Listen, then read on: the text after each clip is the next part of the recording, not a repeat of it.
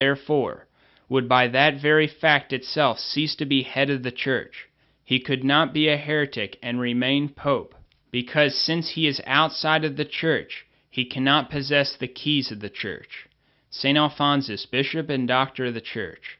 If ever a pope as a private person should fall into heresy, he would at once fall from the pontificate.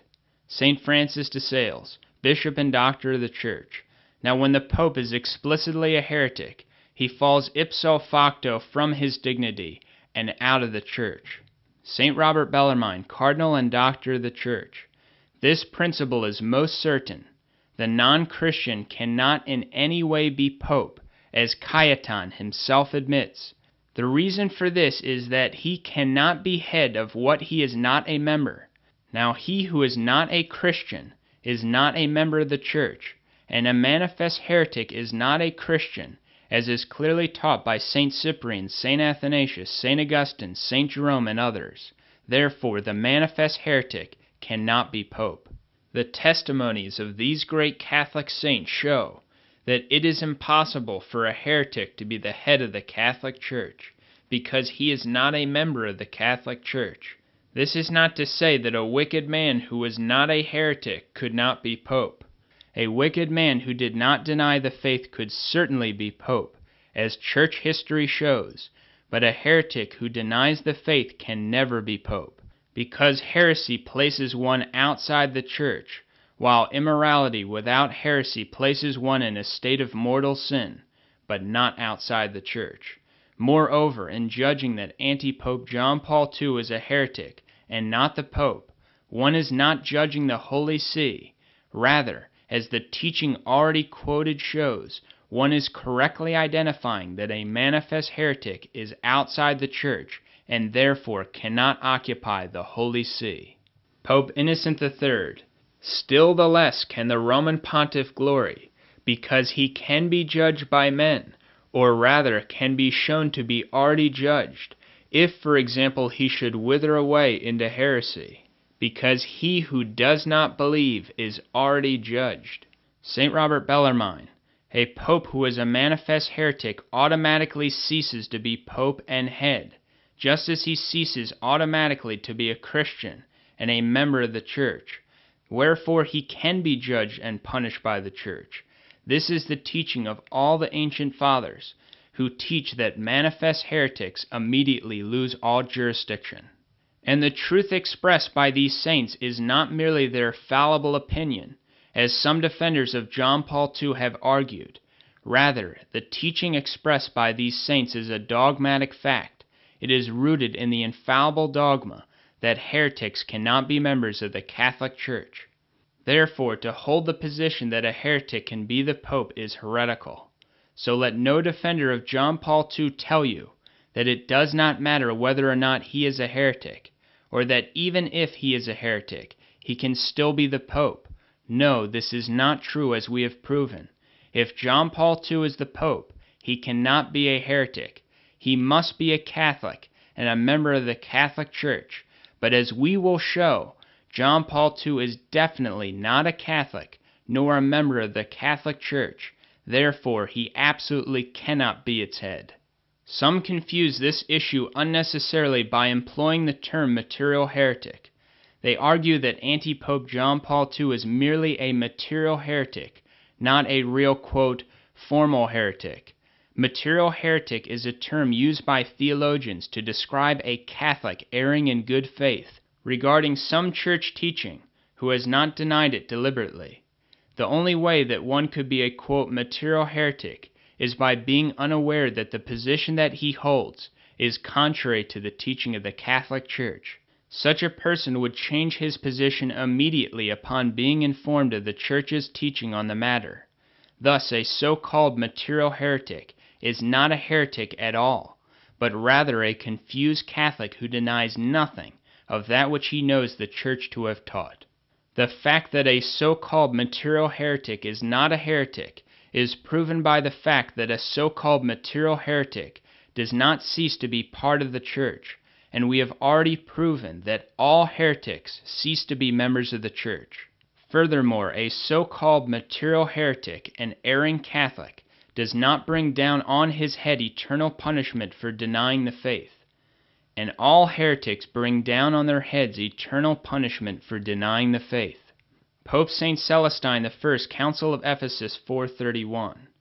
All heretics corrupt the true expressions of the Holy Spirit with their own evil minds, and they draw down on their own heads an inextinguishable flame.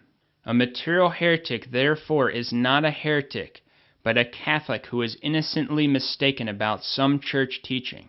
Hence, those who claim that antipope John Paul II is unaware of all the dogmas that he denies, and is therefore only a, quote, material heretic, in other words, he is a mistaken Catholic, are not only arguing that which is absurd, but that which is impossible.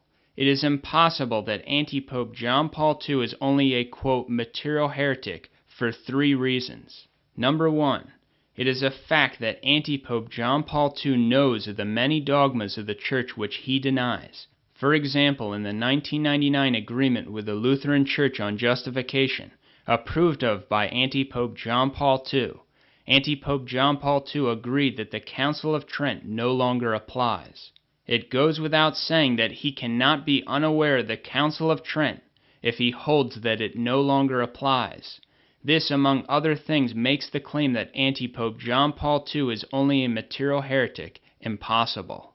In fact, antipope John Paul II speaks 14 languages fluently and has spoken and written intelligently on scholarly subjects more than most people would ever dream. The amount of material that he has produced is actually staggering. To assert that he is unaware of the simplest church teachings that he denies is false and ridiculous in the highest degree. Number 2.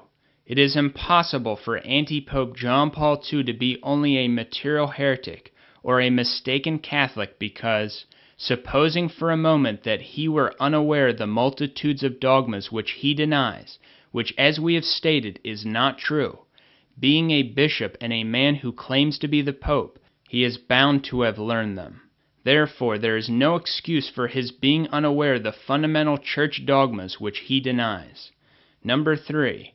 It is impossible that antipope John Paul II is merely a material heretic, because there are certain things that every adult must hold by a necessity of means in order to be a Catholic, and antipope John Paul II does not hold those things. To name just a few things, every adult Catholic must believe in the Trinity, the Incarnation, that there is only one true church and one true faith. An adult Catholic must also believe that the true church must be believed, and that all non-Catholic religions are false. Antipope John Paul II rejects that there is only one true church and one true faith, as we will show. He rejects that the Catholic Church should be believed by non-Catholics, by saying that we should not try to convert non-Catholics, as we will show. And he rejects the fact that non-Catholic religions are false, as we will show. It is not possible for a person who has reached the age of reason to believe these things and still be a Catholic, because such a person does not believe in essential mysteries that must be believed by those who possess the true faith.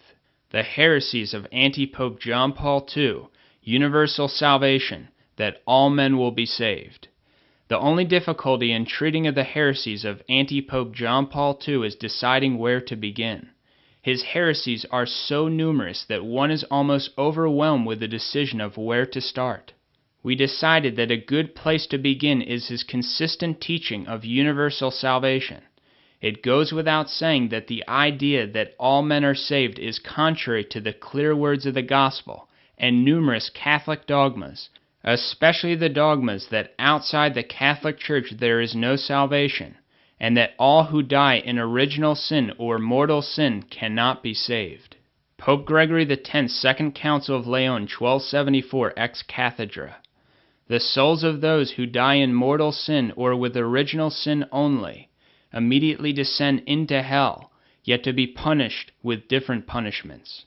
However, it is a fact that antipope John Paul II holds and teaches that in the